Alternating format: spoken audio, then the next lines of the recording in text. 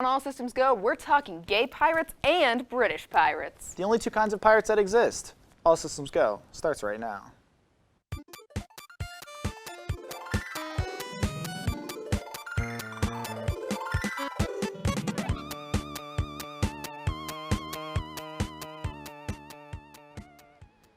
Hello and welcome to All Systems Go, the only show that's commandeering TV too. This is our station now. I'm Jenica Jolly Roger. And I'm Nautical Nick.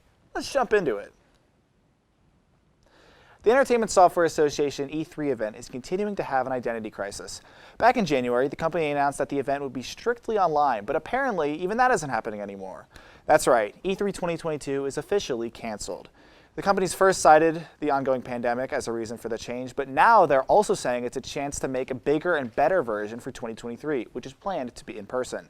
The cancellation has caused fans to question the legitimacy of the event, especially after several attempts to rebrand in the past. Many are also claiming it's time to get rid of the event altogether. So if you're looking forward to E3 2022, better luck next year, if it even exists. Have you ever wondered what would happen if you crossed the movies Truth or Dare and Nerve? Well, someone at Netflix apparently wanted the answer to that very question. A trailer for the upcoming movie Choose or Die stars Iola Evans and Asa Butterfield as two friends who decide to play an old video game with an interesting reward. Complete the game and win $125,000. As good as it sounds, there's a reason that this prize has never been collected. When the two start playing the Choose Your Own Adventure game, they realize it has reality-altering consequences. And as the name suggests, if they don't choose, they die, even if that means hurting other people in the process. Choose or Die will be available to stream on Netflix April 15th.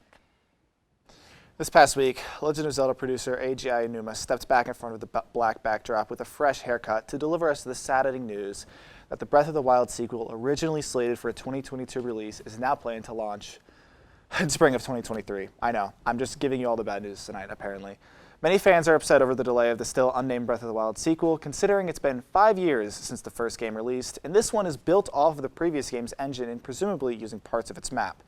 One new tidbit of information we got from the announcement was Link holding a deformed and withered Master Sword. Needless to say, the fans are starving. If you recall from last semester, Nikki and I were super hyped for Part 6 of JoJo's Bizarre Adventure, Stone Ocean. However, only 12 episodes were released, but hold on to your butts, Joe Bros, because finally, after 4 months, we've gotten a release window for Stone Ocean's return. Of course, they don't give us an exact date, but Netflix has now announced a general fall 2022 release window.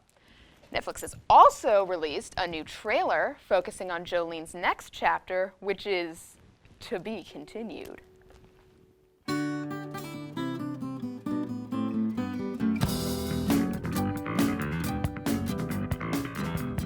Super Mario Odyssey, but instead it's One Piece Odyssey, and also everything is different.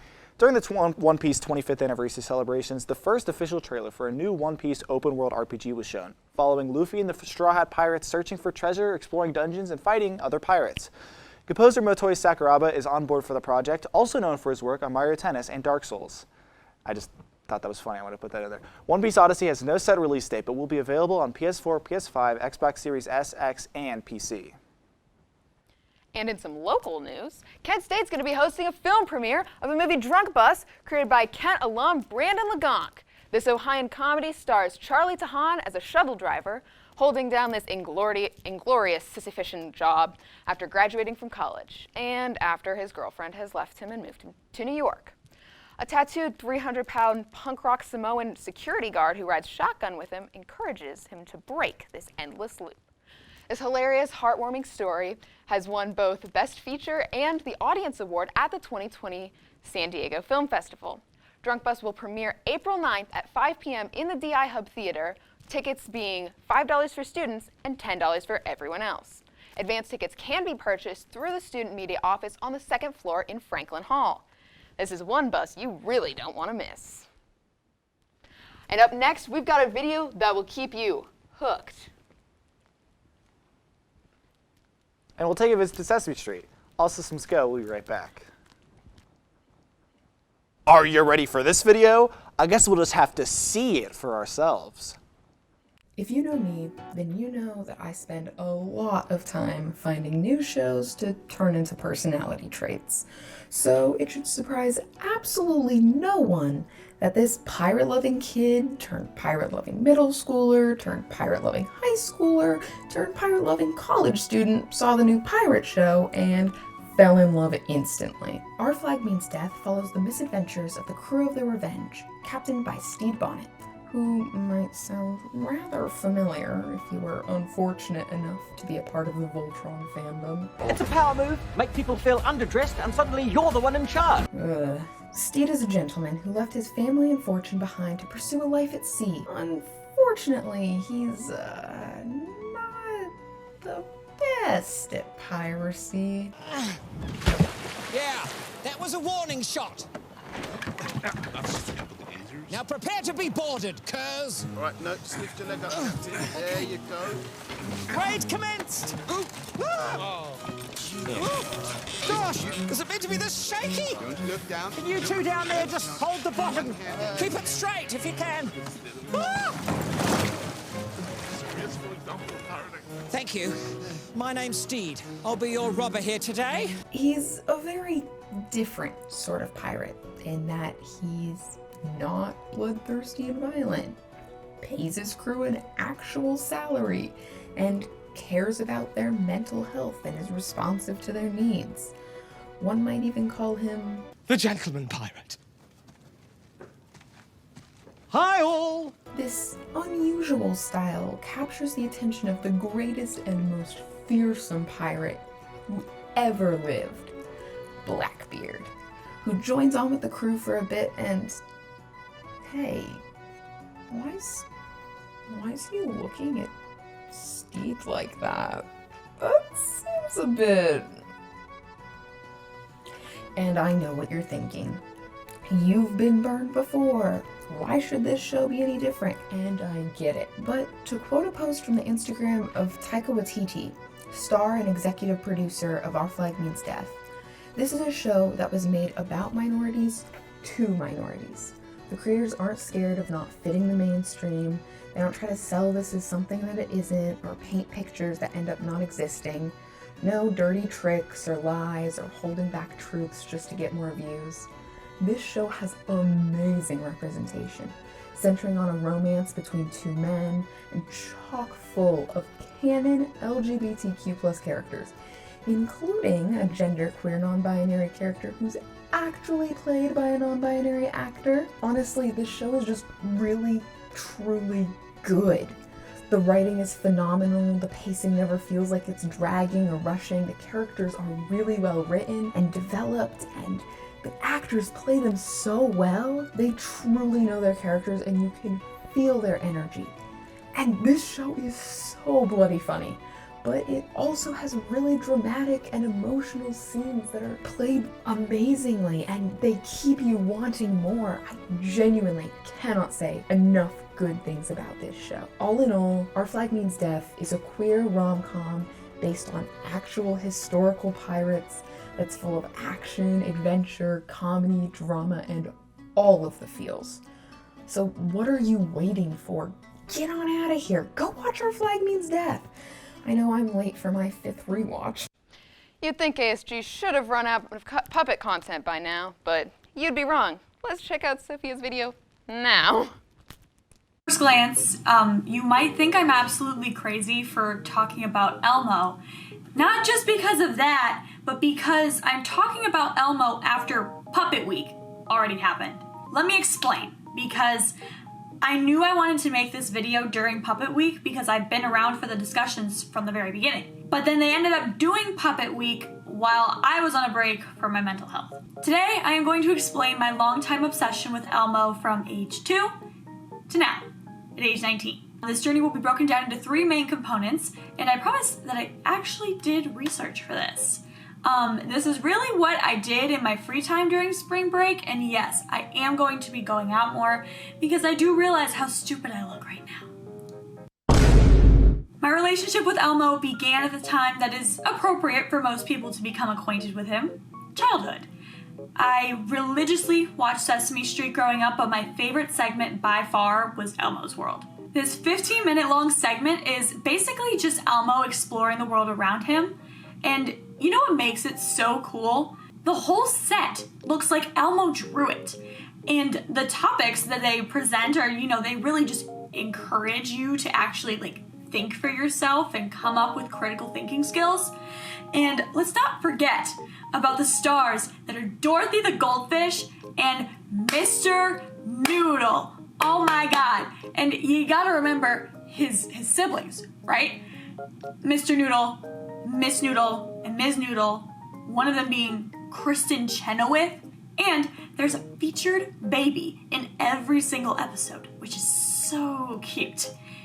And there are other segments that involve counting, social skills, and a ton of imagination, but the baby's the most important part to me right now. Elmo's world was and still is very iconic, and I firmly believe that this is where I developed the Muppet energy that I've been told I possess. Is this really how you want people to see you? Shut up, dingbat, I didn't ask for your opinion. Y'all wanted more cat content. Here she is. Say hi to the people. As I grew older and moved through my formative years, Elmo was still just as iconic as he was in my youth, just in different ways. Elmo was doing interviews and features with talk shows all over the world, and he never failed to make a crowd laugh. Elmo's a horrible chef. I mean, wait, no, but you're trying, though. You're trying. You're not a horrible chef. The instances that you are looking at right now paint Elmo in a light that is different from an innocent preschooler on Sesame Street. His portrayers, Kevin Clash and Ryan Dillon, made Elmo into a real actor. He acted in a family-friendly way on his show, but outside of that, he was not going to be held back. As I grew, so did Elmo. He's always going to be 3.5 years old, but he's been in the business for a long time, and I feel like being family-friendly 24/7 can be really exhausting. Why do they call them sloppy Oscars? I bring you now to the present day. Sesame Street has moved from PBS to HBO, and preschoolers like me have grown up and gone off to college. And we as Gen Z are avid users of social media, especially TikTok. And TikTok trends can explode and often die out as quickly as they appear. But when my man Elmo stepped on the scene, all of that changed. It all began with a clip of a song from a newer episode of Sesame Street. Oatmeal container, a wooden bowl, a plastic water bottle, and a paper towel roll. From here, people were reminiscing and scrambling to find more moments of Elmo showcasing some serious sass. The main instances were songs, talk show appearances, and Elmo's ever-looming beef with this little bitch right here, Rocco. Rocco was introduced on Sesame Street in their 30th season, and he is Zoe's best friend, even though he's a rock. Now, everyone on Sesame Street would go along with whatever Zoe had to say, but Elmo wasn't buying it at all. Anytime these two had any interaction, it would usually end with Elmo being exasperated, pissed off, or flat out screaming. And this picked up a lot of traction on TikTok. I wonder why. It was so big that Elmo ended up tweeting about it. It was so big that I even tweeted about it. Nowadays, we've all caught up with what Elmo's been doing, quite frankly, all along, and it feels really nice.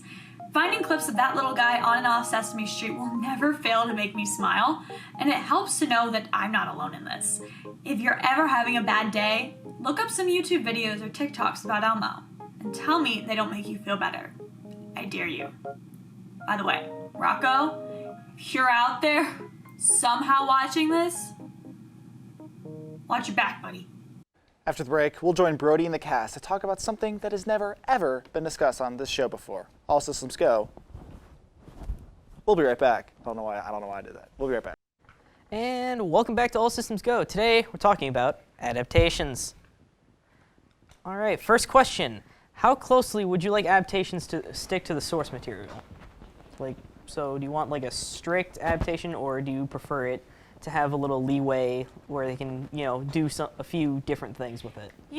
I think that you kind of have to find a middle ground with that, just because, if you're going too far with your creative liberty, no one's going to want to see it because they want to reminisce on whatever they saw the first time.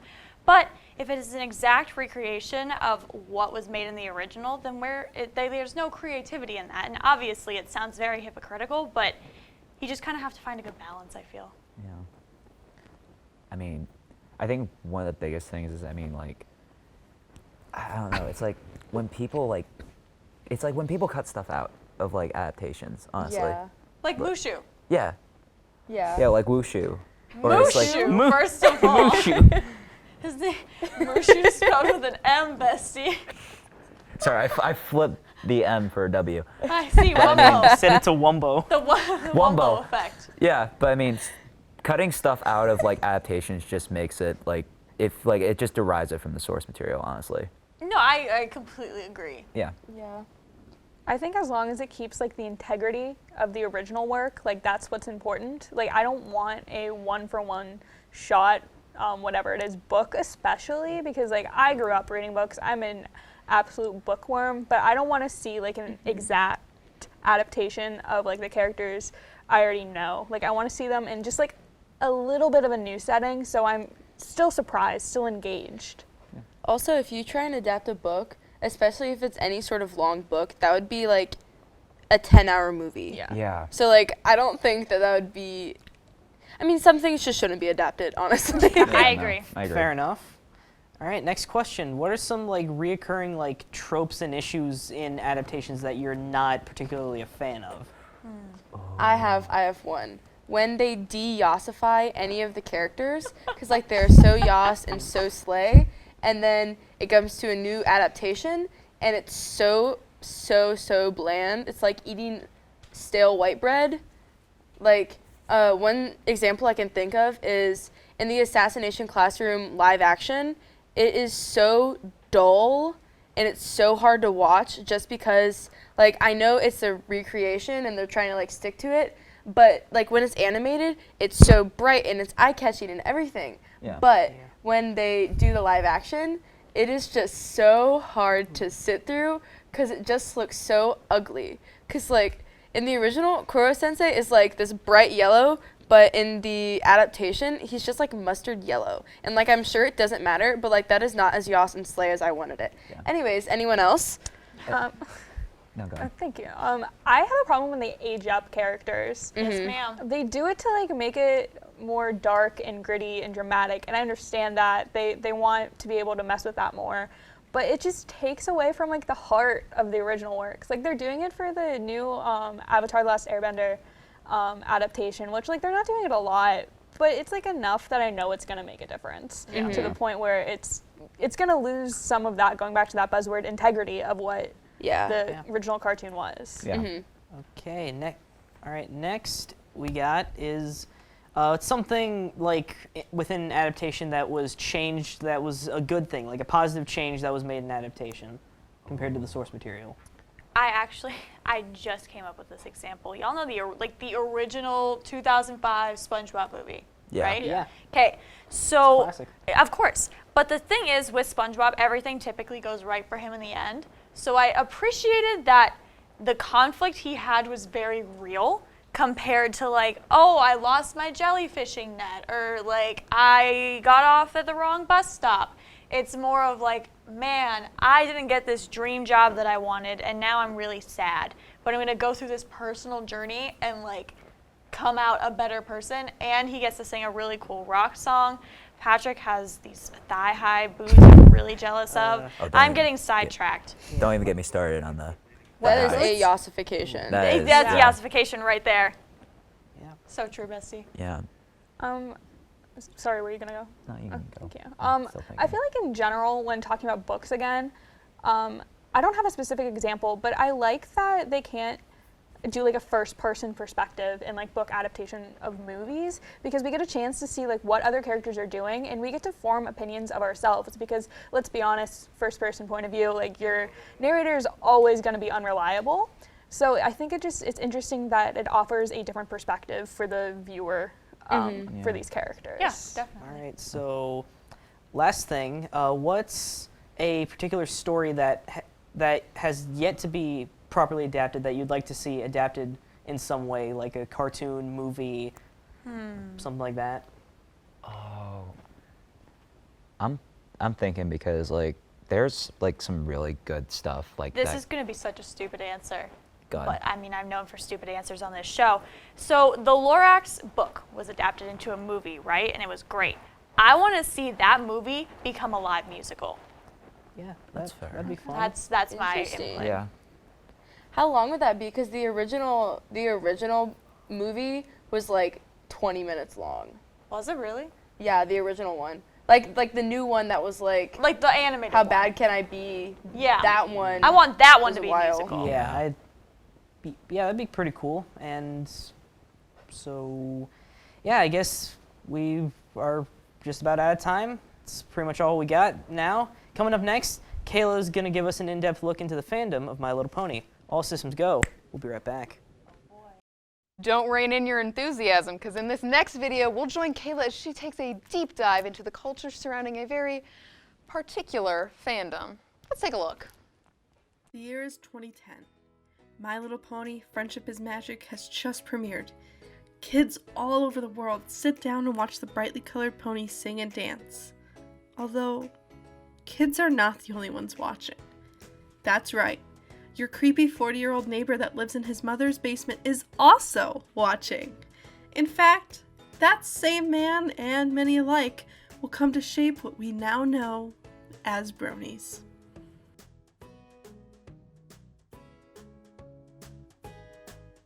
Our fandom starts where many internet groups start, 4chan. This is the first time we have heard of bronies, short for bro ponies.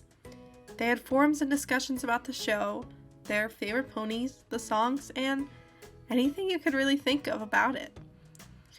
For those of you who luckily don't know, 4chan is a dark place. You don't want to find yourself there. Ever. But in order to dive into this, we must talk about what happened there. Bronies took over literally everywhere. Every forum for any fandom, there was something My Little Pony related. Star Wars, Doctor Who, furries, weebs, literally everyone was being invaded. This started the Pony Wars.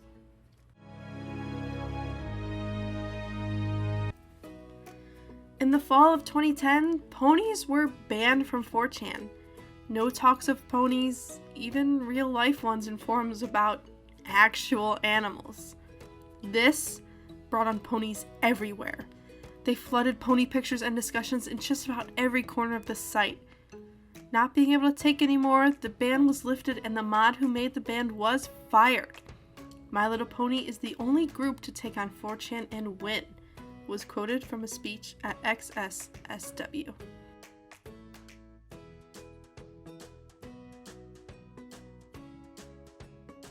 After the 4chan wars, bronies jumped ship and moved to other sites such as Equestria Daily, PonyChan, and RainbowDash.net. Now, fast forward to 2012, and a small Kayla begins her journey on DeviantArt. Here, I discovered pony fan games, ponysonas, and digital art. Ponysonas and art to go with this was pivotal to the MLP fandom. If you're in the fandom, you probably had a pony-sona and you either drew it yourself or you had other people make art of it for you.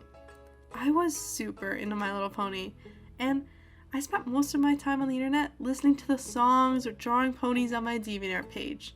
So that's where most of my experience with fans of My Little Pony come from. I never really experienced the bronies we all know of today, except for when I went to BronyCon.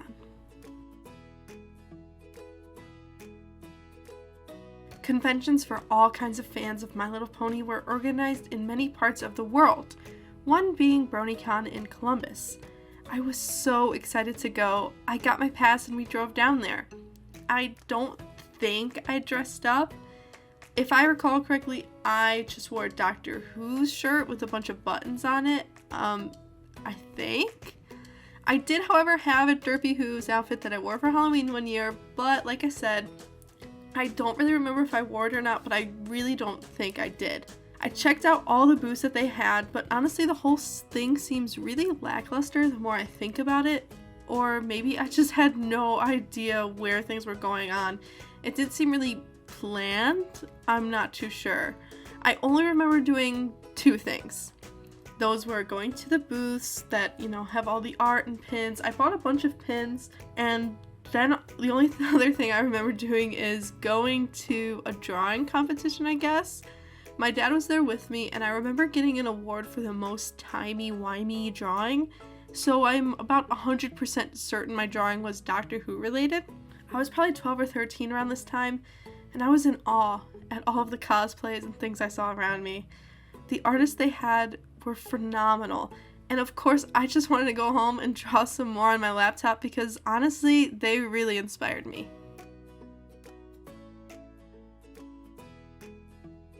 Just like we see in all kinds of fandoms around the world, the My Little Pony fandom was a different experience for everyone. I spent my time innocently watching the show and making art. Some people made fan fiction, cosplays. Maybe some people didn't even associate with the fandom at all and just watched the show casually. Some of our friends here at ASG also had time with MLP, so I asked them to sum up their fandom experience with me. Let's see what they said.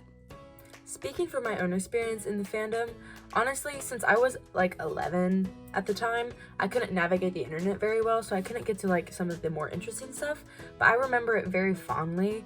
Like, I remember all the YouTubers, whenever they hit a certain subscriber count, they would all sing Winter Wrap Up, and all the fan art was super fun, so personally, I really enjoyed it. It was a nice place to be, at least when you can't access the internet because you're stupid.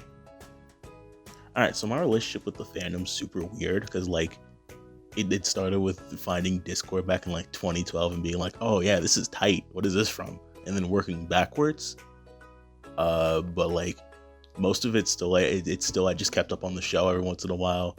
And, like, it was mostly just following fan works and fan songs and stuff like that. I very rarely actually, like, interacted with anybody. I just kept up on the show and went with those. So, it's a very simple story for me, personally. I remember when the fandom was like first starting, that it was certainly an odd thing to come out. Like, oh, suddenly a bunch of grown men are into a show about little colorful ponies, huh? Yeah, I wasn't really buying it at the time, but I don't know, at some point I decided, oh, why not? Maybe I should give it a try and see like what all the hubbub is about. And weirdly enough, what I found was actually a really decent show, funnily enough. As you can see, My Little Pony is a different experience for everyone.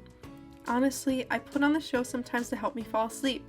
It is so comforting and nostalgic, especially when I look back on the good times I had watching the show and the friends I made with people in the fandom. That is all I have for you guys today, and I hope you have an amazing night. Up next, we are finally getting a continuation of a long-awaited series and also exploring Nikki's need for speed. All systems go. We'll be right back. Have you been eagerly waiting for the next installment of Nick's Uncharted series? Me neither. But here it is anyways. Let's check it out.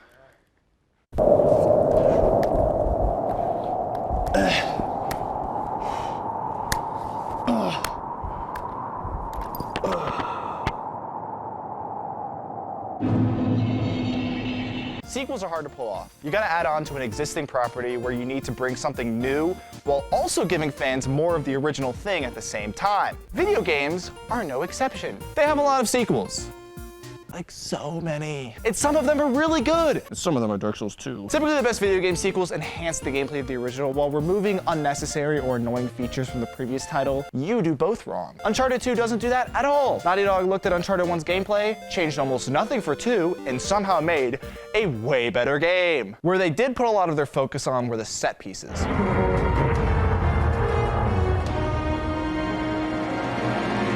My #1 biggest issue with Drake's Fortune is how repetitive it felt near the end. Just like, it all blended together after a while. Not the case with the sequel. Uncharted 2, Among Thieves, don't say it, don't think it, don't say it, don't think it, opens with Nathan Drake bleeding out from a gunshot wound stuck in a train car hanging off the side of a mountain, which is like the coolest shit in the world and grabbed my attention immediately. Why is Drake on a mountain? Who shot him? Why did the train crash? Better play the game to find out.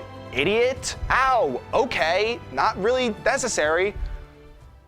F you. Right away we get into the climbing, which gave me like such a rush of anxiety which is definitely saying something because I'm a college student. We get a mini tutorial for the gunplay, and like, can you imagine surviving this horrible train crash in the middle of the mountains only to be shot and killed minutes later?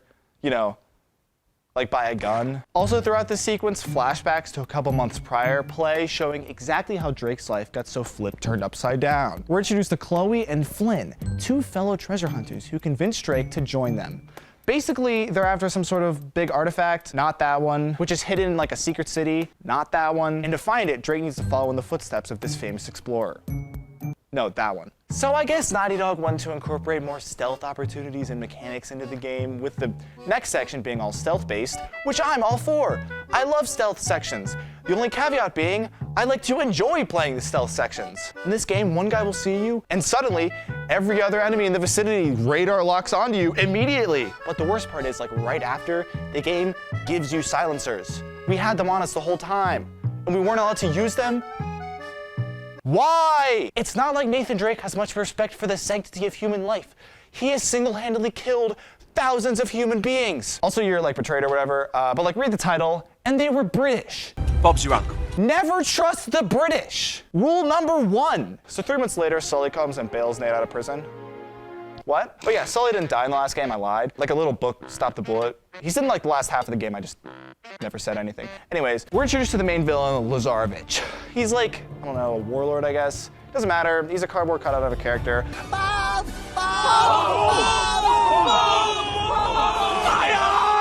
Oh, Drake's been betrayed, again. You know, this title's starting to make more sense now. British! I don't know why a war-torn city in Nepal fits so well into Uncharted's gameplay, but who am I to question imperialism? This is where we get introduced to a lot of new mechanics like gas canisters and riot shields, new weapons like the FAL, which was my headshot weapon of choice in this game because they added weapon sway to the pistol so I can't headshot people from across the map with iron sights anymore. Realism, come on guys. Shut the f up. A big design philosophy Naughty Dog had with Uncharted 2 were the individual moments where they turned the gameplay on its head or did something unexpected with the gameplay, basically pushing this incredibly simple gameplay of climbing and cover shooting to its absolute limits. And it's here in the Nepali City section does that really start to shine. A specific part that comes to mind is the shootout where you're hanging from a sign and you gotta like climb to different parts for cover. Uncharted 1 didn't do anything like this. Oh yeah, also Chloe's with us again. She betrayed us, but it was actually to betray Lazarevich. I don't know, at this point she's like a triple agent. Anyway, she and Drake are clearly boning, which makes it awkward when they bump into Elena from the first game. So apparently, she's reporting on Lazarevich's forces tearing up the city looking for the Chintamani stone. It's like this big treasure in the game. Whatever, you don't care. No, I don't care, you're right. Dude, come on. Now, is it a little contrived that Elena and Drake happen to run into each other at the same time in this city, in this part of the world? Yes. To that I ask, so what? You just jumped off a skyscraper and fought an attack helicopter. Have a little suspension of disbelief. But I like this interaction because for a game that plays it pretty safe narratively, it actually acknowledges that Chloe is the new love interest and brings attention to that trope. Elena Fisher, last year's model. That's cute. Personally, I don't like Chloe as much because she can be kind of annoying, you know, a real hothead, not to mention British. British.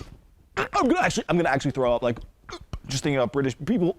Climbing time, finally. Good puzzles. Train time, yes, that one.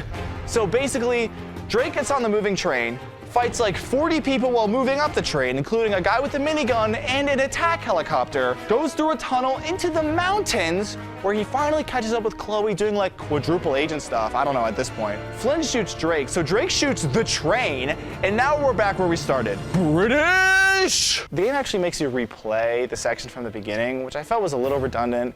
But the rest of the game stays just as jam-packed with action and cool moments. To avoid giving a complete plot synopsis, I'm keeping it vague for the game's third act. There's like 2 twists, the first of which is literally the same from the first game, but the second one flips it in a totally new direction that made the ending chapter super memorable. The ending actually has a boss fight, which the last game didn't really have, but I found it really tedious and frankly out of place in such a cinematic game. So how do I conclude this video? Like this. Uncharted 2, among thieves, essentially shares the same plot structure as the first game, but done better in every way. The big focus on this game were the action set pieces that really made you feel like a mass murderer. And not only were those set pieces fucking rad as hell, but they were also woven perfectly into the narrative, something Uncharted 3 would disregard entirely. In this next video, Nikki decided to give a quick rundown of speedruns. Let's take a look. Over winter break, I decided to delve into the world of speedrunning. For those who don't know, speedrunning is the art of completing a specific task in a video game, most of the time beating the final boss, as fast as possible. Now, mind you, this is more than just beating a game quickly. For example, let's look at Skyrim. In the opening, the game wants you to jump down into this building, make your way through the chaos, and go into Helgen Keep. But let's look at what the world record speedrunner known as Woz does. Like any normal player would do, they jump onto this unintentional ledge here, go across the walls, set a quick save here, dash to where one would normally exit the dungeon, saving, then loading their quick save, this time entering the keep like normal to get their hands untied, quick saving, loading the save on the outside, then using a load warp glitch. And to explain, these two saves have two different characters, one on the outside and one with their hands freed. But we need both of these things on one character. The glitch takes the one with free hands and warps them to where the other one is on the outside, therefore skipping the dungeon and saving tons of time. If you don't understand a word of what I just said, that's okay. This is to show that speedrunning is not just playing fast, but instead a series of specific techniques and sometimes glitches in order to make your time as slim as possible. It is a competitive community, but most people in it would be glad to teach you how to get started. And speedrun.com, the most popular speedrun site you'll find, has a whole page on what you need. First, a timer program, and I'd recommend LiveSplit because it has integration with speedrun.com. Second, a screen recording software to record the run, and there are plenty of options, like OBS Studio. And obviously, you need to pick a game and category to run and watch other runs to learn the techniques. Since speedrunning is so complicated, I thought the best way to present this topic to a bunch of people who may or may not have ever watched a speedrun would be to introduce my own first run to you all. For my first rodeo, the game I chose was Westerado Double Barrel. The objective is to find the person who murdered your character's family and get revenge. And I chose this game because I already knew the fastest way to do it, I just never properly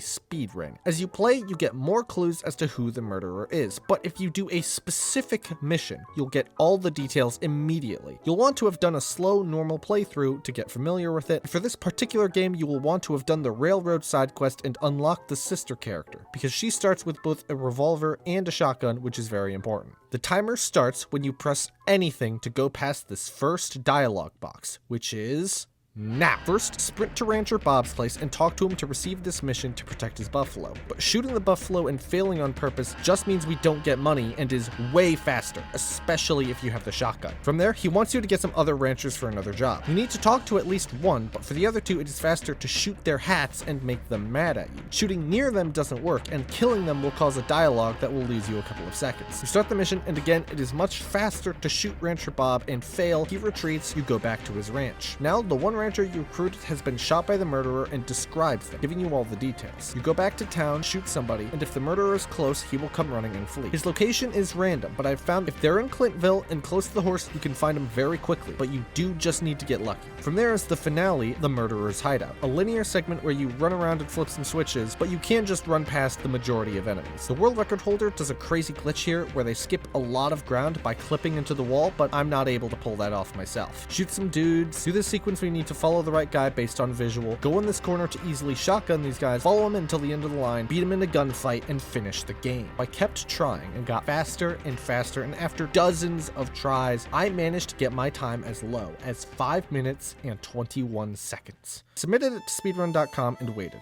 As a moderator needs to watch your run and make sure you followed the category's rules and didn't cheat, typically between 1 to 3 weeks. I am happy to announce that almost 3 weeks later, my run was verified by a mod and accepted onto the official boards. Originally making me 15th out of 26, but since then someone else has beaten my time, making me 16th out of 27 as of this recording. That may not sound impressive, but it takes a lot of effort to get even that far. The guy in second place for this game actually congratulated me on it and gave me some advice. Everyone in this community has been super friendly and they've made it such a good time, and I have no doubt you'd experience the same. Overall, I had lots of fun and would love to get further into this awesome hobby. I'm already trying to find time to practice for a run for a different game, but that's a story for another day. If you want to see more, you can look on speedrun.com for your favorite games, or you can check out events like Games Done Quick. It hosts a variety of runners and does stuff for charity, and it's really cool. I'd highly recommend it. I'd also recommend you check out other people on YouTube who talk about speedrunning with detail that I don't have the time or knowledge for. Seriously, just look up whatever game you want and then speedrunning, and you'll almost certainly find something cool. Though I'm proud of what I accomplished, it was a pretty small feat compared to people who will attempt to run literally thousands of times to just shave off a fraction of a second, which is dedication that needs to be admired. So if my brief tale interested you, then absolutely look into other people's stories. I hope you all learned something new, and maybe someday you'll see my name higher up on the boards. I'll see you then. Well, that's it for this week, folks. But don't forget to come back next week at 9 for an all-new episode of All Systems Go. And if you need your ASG fix before then, you can stay up to date with us on all of our social media. I'm Jenica Jenick. And I'm Nick Thaman. All Systems Go. Signing off.